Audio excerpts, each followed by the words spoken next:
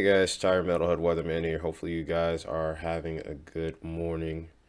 So this is going to be a longer video. Like I said, renovations are going to start happening at my house this week. So with that being said, it's going to be a little noisier and a little bit more difficult to upload. So schedule is going to be kind of sketchy as far as that's concerned. But with that being said, today we're going to go ahead and try to incorporate a lot into one video here. We're going to be looking at how we're going to close out the month of September, a look ahead towards August, including the outlook, and then also the tropics. This video will be broken down into sections in the description, so make sure you click on whichever section appeals to you most. That being said, let's get into it here. So before I get into any of that, of course, we did stream last night. So a pretty significant hail event for sure. There were 12 significant hail reports, 63 hail reports in total, 16 wind reports. As of right now, no tornado reports. I don't remember hearing too much in the way of damage, which is great news, but we'll have to see how things play out from there. But from this point onward, we're mainly dealing with small scale marginal risk here. Today's includes Florida over towards Orlando, Melbourne, Tampa, and Fort Myers, but there's thunderstorms spreading all the way out towards New Mexico even. There's also a marginal risk over here from Houston all the way towards the Mexico-Texas border, including Fort Stockton, San Antonio, and Houston. Some of these storms are probably going to be happening earlier in the morning, considering the fact that this is part of that MCS that ended up causing the severe weather over towards Dallas and Waco. The main threat, of course, is going to be wind, and off towards the west, the threat is going to be hail. And interestingly enough, Florida has a chance for hail today, too. Wind, of course, not a surprise for Florida. Wind looks like it's just going to be the main threat across south central Texas there. Then tomorrow, two marginal risk areas. We have one over towards the Midwest. Nothing really significant there as far as the tornado threat's concerned here with either one of these, but towards Illinois and parts of Missouri, especially over towards St. Louis, we could have some activity. Then, of course, towards the southern high plains, we could see a good bit of a chance for severe weather with a marginal risk there as well. Fort Stockton in there again. Then over towards eastern New Mexico, we could be on the lookout for maybe some damaging wind and some hail. Day 3, we see this marginal risk that was over towards the Midwest move into the Ohio Valley. Pretty much going to be a similar deal here. Maybe damaging winds and hail. I wouldn't really put too much merit into a tornado threat, but I've seen plenty of days this year where we've had no tor risk areas, and then all of a sudden we've had several tornadoes form. Though during this time frame, with the way the setup is looking, I wouldn't be too concerned about that. As far as the days 4 through 8 outlook is concerned, day 4 has potential too low, and then the days after that, a little bit of a question mark, but like I said, I wouldn't expect anything too impressive right now. Really not until October do I really see a more notable potential for severe weather threat. But even then, it's still questionable at this point. So here's a current look at our wind pattern at the mid to upper levels of the atmosphere here. And this is going to be the catalyst for the severe weather setup across the Midwest and the Ohio Valley right here. This low pressure doesn't really get itself fully organized, and I think this is what's going to ultimately be an inhibitor for severe weather across that region. Do get some monsoonal flow coming in across this part of the desert Southwest here, increasing the chance for a few showers and thunderstorms. And this is where I think our next player is going to come in. It's going to be more so towards the very end of the month, right towards the weekend in particular. That's when we start to see this stout low pressure area really start to kick in. Not really too impressive of a ski jump. It's not negatively tilted or anything like that. You could see some severe weather, but it's going to be relatively limited as it stands right now. Of course, we're looking pretty far out into the future already. Past 5 days, things can change very quickly, so we'll just kind of look at this day by day, and if updates are needed, we'll see what happens. One thing to make note of is I think towards the start of October, this may very well become a player because we do have a ridge starting to build up here as well. This is also going to increase the temperatures across the southeast and the southern plains, so be on the lookout for that. You might not be done with 80s and 90s just yet here.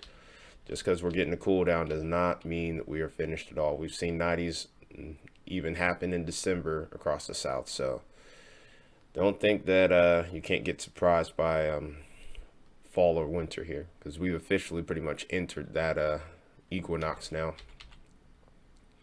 So reason why I'm thinking that this doesn't really develop into much anything, because this low pressure area and this trough just kind of falls apart as time goes on, and then we start to see a little bit more zonal flow. Eventually we may see a little branch of trough break off here and another section develop here. That's what the models are kind of trending towards. But even so, it looks like it kind of remains pretty zonal at this point, at least through a good chunk of the first half of the month right now. Like I said, we're looking pretty far out, so things could easily change. And pretty much after the beginning of the month, it looks like we might stay pretty quiet here. Ridge really starts to develop pretty nicely across the deep south here and pretty much the eastern half of the country at this point. So temperatures are expected to be pretty warm at this point. Like I said, severe weather's questionable right now, but one thing that isn't questionable is the potential for tropical systems as well. We'll get into that later in the video. Then that could play a wild card depending on how this acts. So let's go ahead now and take a look at the temperatures ahead. And what we see right here is, like I said, that ridge starts to build as time goes on here. The early part of this week, it's pretty good across the southeast. Towards the southern plains, that's where it's going to be warmest right now. But look what happens as time goes on here. You can see those 80s coming back into the picture, into the mid 80s now, getting the 90s back up into the Midwest here. And then by the time we get towards about 1 week from now, we're going to see that increase in temperatures make it all the way up back into the northern plains and the northern tier of the US here. There are chances of a couple of frontal boundaries coming into play, but as a whole here, it's not going to do a whole lot to alleviate some of the issues with the heat here in the southeast. Like I said, the chance for 90s still exists as we get later into the month of October. So that being said here, really the best relief we could get, well, that happened, would be the moisture here. So any chances of rain is very helpful here. Let me move this out the way. In case anyone wondered, that was my little light rig that just fell over. Go ahead and fix that. I'll go ahead and fix that a little later. But as far as precipitation is concerned, a lot of it's going to be hanging around the Gulf Coast, particularly Florida, to start out the week. And then as we go forward, we do start to see a little bit more activity towards the northwest, including chances for some snow here, which is interesting. It's about that time of year, though, for these guys. You start to see traces of snowfall, and then eventually those snow levels drop from the peaks of the mountains a little bit down more towards the surface, maybe even the valleys. Definitely looks like, from what I've seen on the other model data here, that we're shifting into a negative PNA setup where it's cooler out west, warmer out to the east. This is pretty typical during the fall, where we kind of get into this little flip-flop pattern. But this seems like it's going to be pretty dominant throughout a good chunk of the month of October here. And more systems coming through here as well, running into that cold air. I do think the snow chances will increase. You can see that freezing line, this 540 line coming into play here. And I think this is ultimately going to help increase the chance of snowfall here with this colder air mass coming into play. So eventually a winter video will be coming, and maybe even some winter storms down the line here. Of course, we're still a ways off, so a lot of question marks left there. But speaking of the October outlook, this is the next section of the video. This is what we're looking at right now.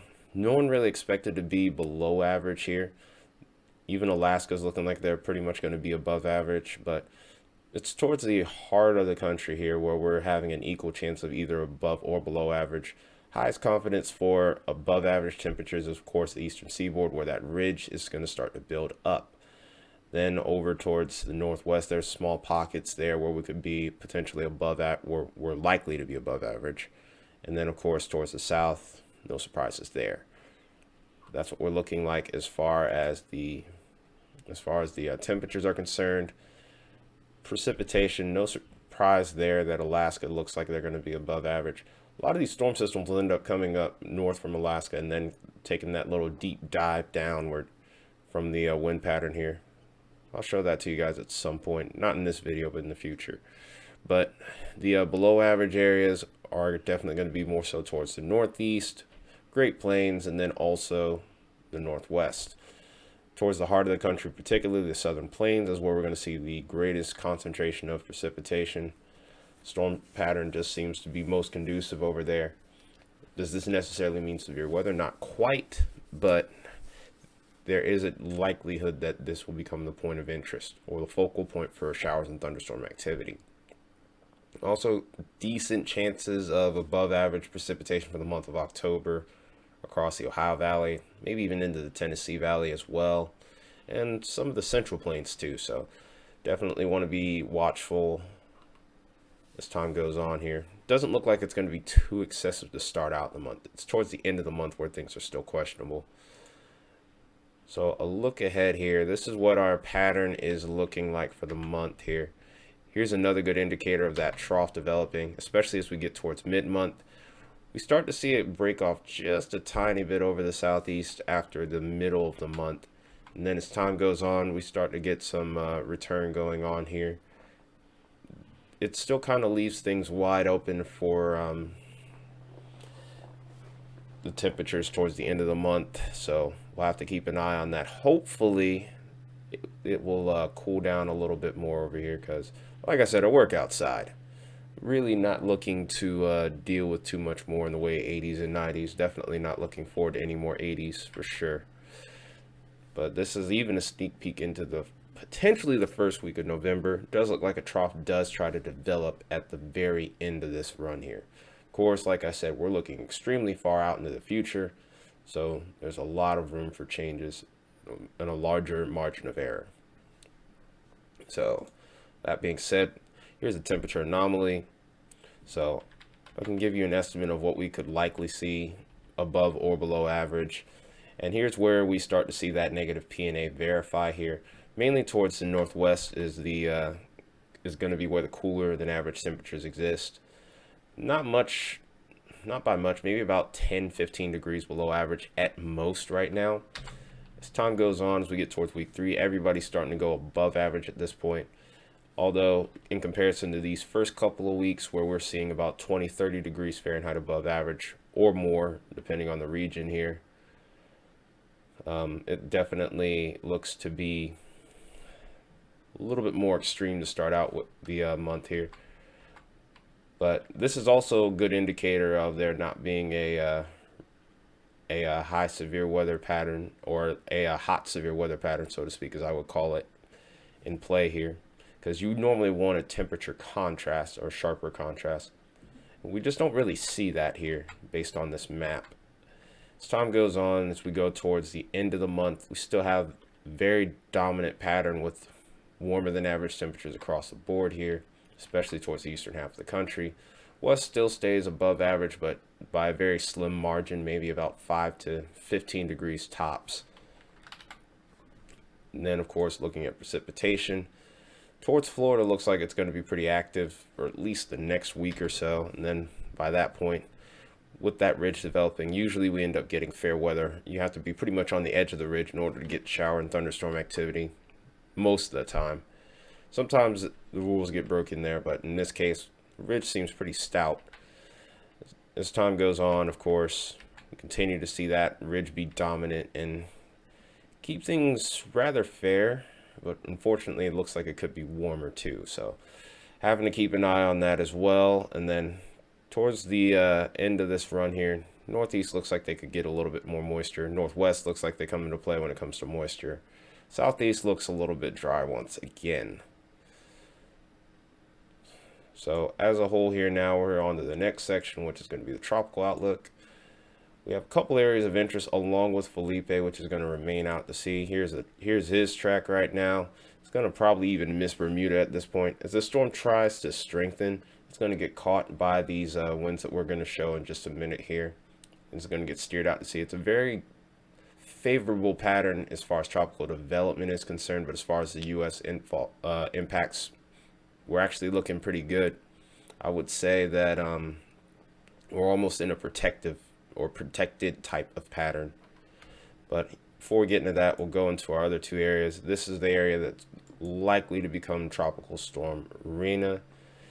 I do think this one goes out to sea as well from the look of things. And then here's another area in the Gulf of Mexico, which I'm keeping a close eye on. But right now, it looks like wind shear is relatively unfavorable. Even just looking at this, you can kind of tell that wind shear is affecting this little tropical wave. I don't think that too much will come of it. There are a couple of models that have it trying to develop though, but I just don't really see it with the way the parameters are set up. As far as the tropics are across the world, we have activity over here, maybe towards Korea. And then also there's a meandering little tropical wave here towards the southwest Pacific here. And then of course there's a post-tropical cyclone 14E, which is supposed to be heading further and further out to sea, probably going to be weakening much further, especially with the waters being cooler. It's really a remnant low, so this is going to be the last advisory for that storm. But yeah, as far as the U.S. is concerned, based on storm tracks, we should be good. That being said, let's go ahead and look at the overall wind pattern here. It's about the time that we're looking at right now. And like I said, here you go. Towards the U.S., really strong wind shear. With this wind pattern changing, wind shear is going to be really strong across the area, including over the Gulf of Mexico. You don't want strong wind shear when it comes to tropical systems. It just hates that. It just tears the storm to smithereens over the especially over the circulation. You need warm waters in order to really get the storm going, but you need calm winds to really keep it going, to allow that thing to grow. But as far as tropics are concerned right now, at least towards the beginning of the month, looks like we won't have too much to worry about. There are some areas of interest that do warrant a little bit of attention, maybe over here towards the Caribbean, maybe towards the Yucatan, and maybe Panama as well. But even so, the likelihood of something developing right now, pretty low. So we're looking good as far as the tropics are concerned right now. Really, it's just going to be more so heat that looks like it's going to be the dominant topic as we get into October. Anyway, like I said, I hope you guys enjoyed this video. You found it useful. Make sure you check the description to make sure you get the part of this video that appeals to you most and is most relevant to you. But that being said, I hope you guys are doing well. Make sure you're smashing that like button, decimating that subscribe button, and hitting that share button. Also, if you have any questions in the comments, feel free to ask. Anyway, this has been Metalhead Weatherman. You guys take care, have an awesome day, and I'll see you in the next video.